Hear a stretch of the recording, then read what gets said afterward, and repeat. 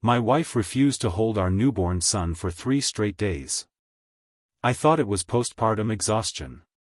Then she looked at me and said 5 words that changed everything: "I don't know if he's yours." What came next wasn't the truth I was bracing for. Viewers, before you continue, please subscribe, like and share for more interesting stories. My name is Nob Cook, and I still remember the exact shade of light in that delivery room, the kind of white that makes everything look like a photograph nobody wanted taken. I'm 34, an insurance claims adjuster here in Nashville, a job that taught me to read people before they finish a sentence. I'd been married to Katie Nob for 6 years, ever since we met at a friend's wedding and decided, somewhere between the toast and the last dance, that we wanted the same life. We waited a long time for a baby. Katie always said she wanted to be ready, and I believed her, the way you believe someone you've built a decade with. When the doctor lifted our son and said, "It's a boy," something in my chest cracked open in the good way, the way I'd only heard people describe and never quite understood until it happened to me. I looked at Katie, expecting her face to mirror mine. Instead, she was staring at the ceiling tiles like she was counting them. The nurse moved toward her with the swaddled bundle, and Katie's hand stayed flat against the sheets. "Not yet," she said. "Give me a minute." I laughed it off, told myself new mothers get overwhelmed, that exhaustion does strange things to a person's face. But I noticed the nurse pause too, just half a second longer than she should have, before she carried our son to the bassinet instead. I didn't know yet that Katie had spent the last 2 months of her pregnancy doing math in her head, counting backward on her fingers when she thought I wasn't looking. I didn't know about the support group 2 towns over, the one she never gave me the address to. I only knew that my wife had just given birth to our first child and couldn't bring herself to hold him, and that somewhere behind her eyes was a fear I hadn't earned the right to understand yet. I just didn't know how much that single refusal would unravel by morning. The hospital gave us a private room on the 3rd floor, and by the 2nd hour I'd stopped laughing off Katie's distance and started watching her instead. She kept her arms folded even when the nurse offered to help her adjust her position. Every time I lifted Silas from the bassinet and brought him near her, she'd find a reason to look away: the 4-line needed checking, the blanket needed straightening, anything that let her avoid his face. I told myself it was hormones. I'd read somewhere that some mothers need time to bond, that the movies lie about instant love. But there's a difference between needing time and flinching, and what I saw in her eyes when Silas cried for the first time wasn't hesitation. It was something closer to dread. I thought about her mother then, a woman I'd met exactly twice in 6 years of marriage, both times at holidays where she barely spoke. Katie had told me once, years before we were even engaged, that her mother had gone somewhere dark after she was born, wouldn't leave her room for weeks, wouldn't hold her own daughter until a doctor forced the issue. Katie had said it like it was ancient history, something that happened to a different family. I wondered now if she'd been warning me, in her own way, about a fear she carried longer than I'd given her credit for. Around midnight, a nurse I hadn't met yet came in to check vitals. She was younger than most of the staff, maybe late 20s, with the kind of steady patience that comes from doing hard things for a living. Her name tag read Priya. She checked Katie's blood pressure, made a note, and on her way out she caught my eye in the hallway doorway in a way that felt deliberate. I didn't think much of it at the time. I was too busy watching my wife stare at a wall instead of her newborn son, too busy telling myself this was normal, this was just exhaustion, this was just a long day finally catching up to her. I had no idea Priya would be the first person outside our marriage to say out loud what I'd been too afraid to think. I woke up around 2 in the morning to a small blue light cutting through the dark hospital room, and it took me a second to realize it was coming from Katie's phone. She was sitting up, wide awake, thumb moving fast across the screen. When I shifted in the recliner beside her bed, she locked it so quickly the motion looked almost rehearsed. "Who are you texting?" I asked, keeping my voice soft, still half asleep. "Nobody. My sister. She's been checking in since the delivery." She said it fast, the way people do when they've practiced an answer they hope they won't need. I wanted to believe her. Katie's sister lived in Memphis and did check in a lot, so the lie, if it was one, was built on a foundation of truth, which is what made it work. But I noticed her hand stayed wrapped around the phone even after she set it face down on the blanket, like she needed to keep it within reach, like letting it out of her grip meant losing control of something. I drifted back towards sleep, and somewhere in that half-conscious space I remembered a detail I hadn't thought about in months. Back in her second trimester, Katie had started leaving the room to take calls, always with the door mostly closed, always coming back with an explanation ready before I even asked. I'd assumed it was work, or her sister, or one of the friends from her new prenatal class, the one she'd joined without much explanation, the one whose name and address I'd never actually asked for because I trusted her enough not to need to. That trust was the thing I kept coming back to as I lay there in the dark, listening to the hospital machines hum around my sleeping son. I trusted her enough not to check. I trusted her enough not to ask the follow-up questions a more suspicious man might have asked months earlier. Lying in that recliner, I had no idea how much that trust was about to cost me, or how many pieces of the truth were already sitting in plain sight, waiting for me to notice them.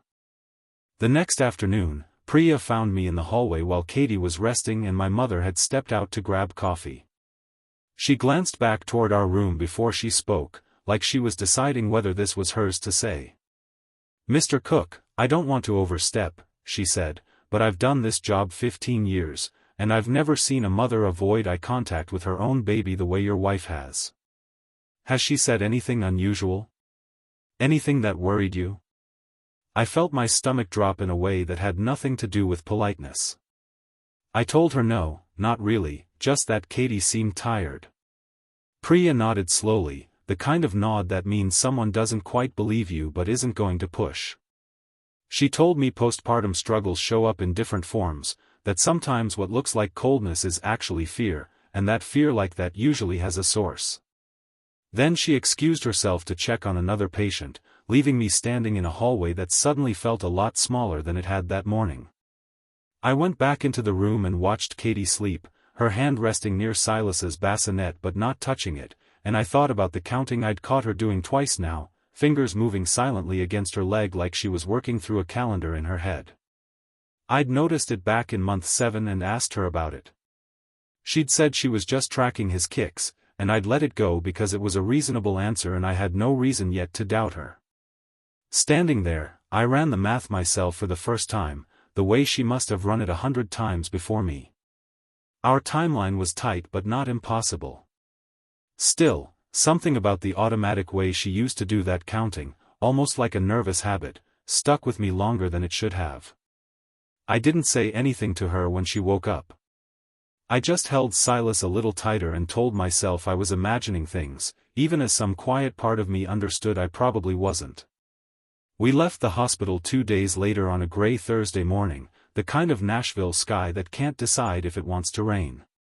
My mother drove separately so Katie could sit in the back with Silas, and I remember thinking that 20-minute ride home would be one of those moments you replay for the rest of your life, the first drive with your son, windows cracked, radio low. Katie didn't touch him once. She sat beside the car seat with her hands folded in her lap, staring out the window at houses passing by like she was memorizing an exit route. I caught her eyes in the rearview mirror twice, and both times she looked away before I could hold the gaze. When we pulled into the driveway, she went straight inside and up to the bedroom without asking to hold Silas or even glancing back at him.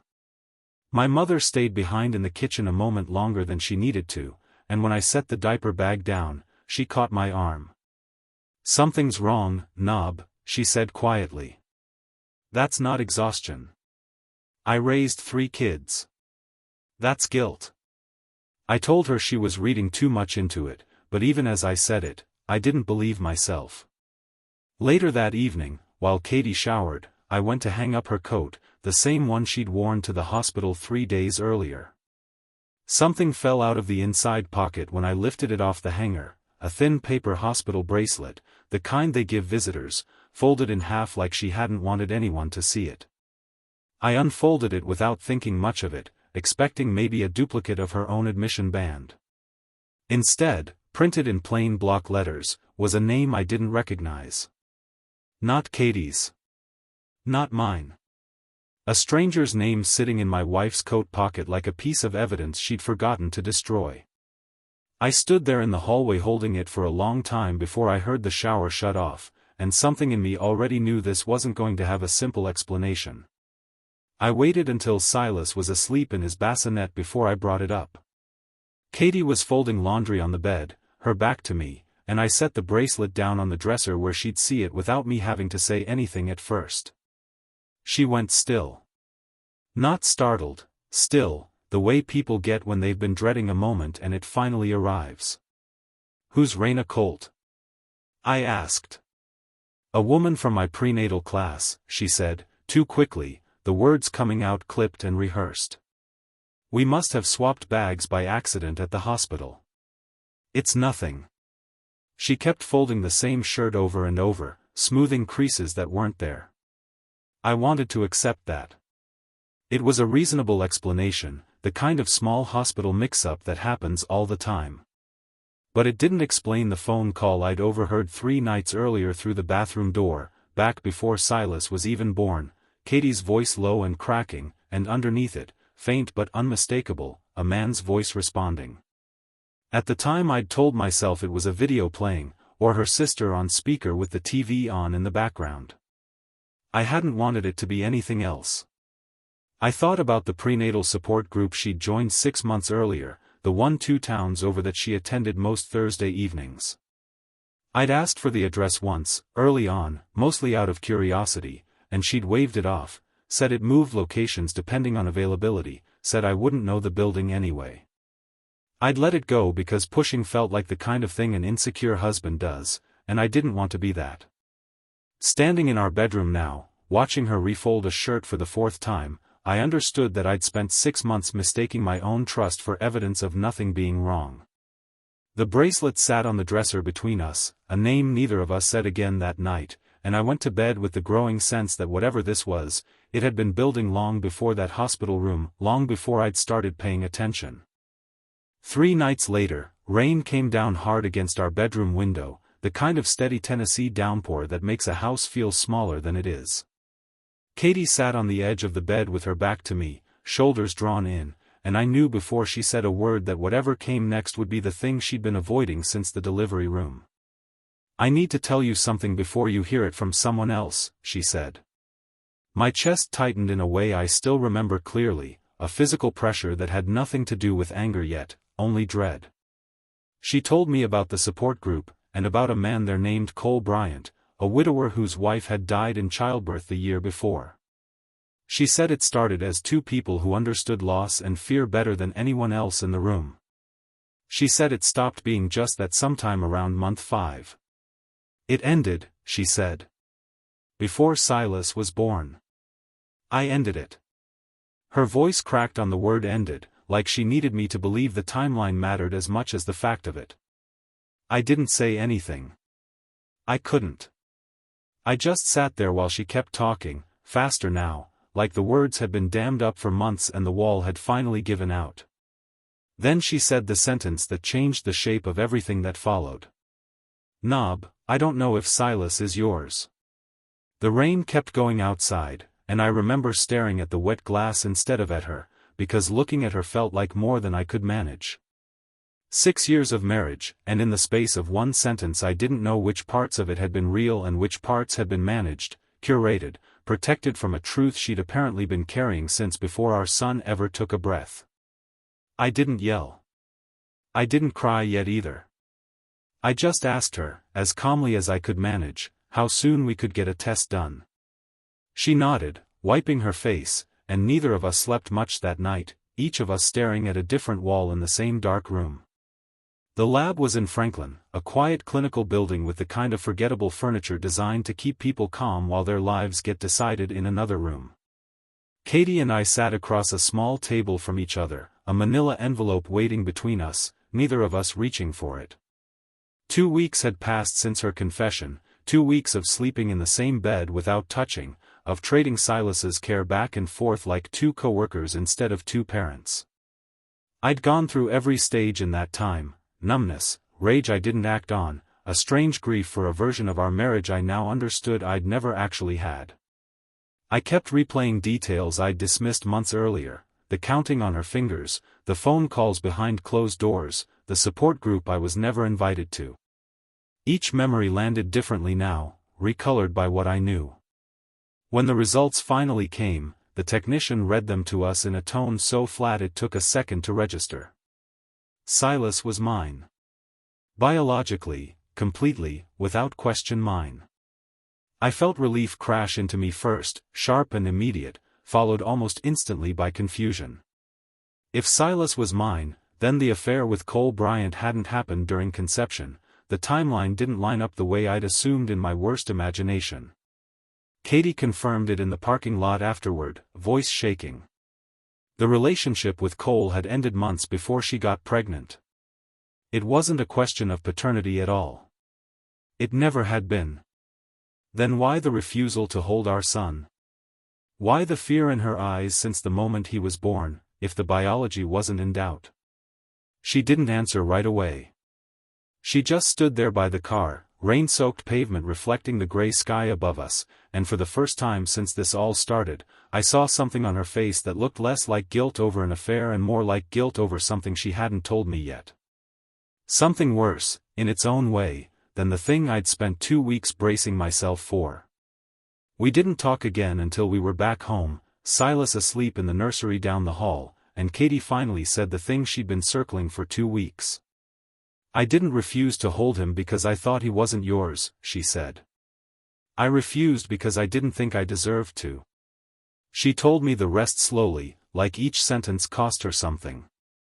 Cole had ended things with her the same week she found out she was pregnant, and instead of relief, she'd felt something closer to punishment, like the timing itself was a message from the universe about the kind of person she'd let herself become. She spent the entire pregnancy convinced that holding her son, loving him the way a mother should, would somehow be a lie, a performance of innocence she hadn't earned. Every time they tried to hand him to me in that hospital room, she said, all I could think was that I didn't deserve to be the first thing he saw. That you deserved better than me holding him first. I didn't have a clean response to that. Some part of me understood the shape of what she meant, the way guilt can convince a person that punishing themselves is a form of honesty. Another part of me was still sitting with the fact that she'd let me believe, for 2 agonizing weeks, that our son might not be mine, rather than tell me the truth about her own shame sooner. She asked to see him, and I walked her down the hall to the nursery. Morning light was just starting to come through the blinds, soft and pale, and I watched my wife hold our son for the first time since his birth, 3 weeks late, tears running down a face that finally looked like it belonged to someone facing what she'd done instead of hiding from it. It didn't fix anything. But it was the first honest moment we'd had in a long time, and I found myself needing that more than I expected to. Katie moved in with her sister the next morning. Neither of us framed it as an ending, exactly, more like the only way either of us could think clearly with everything still so raw.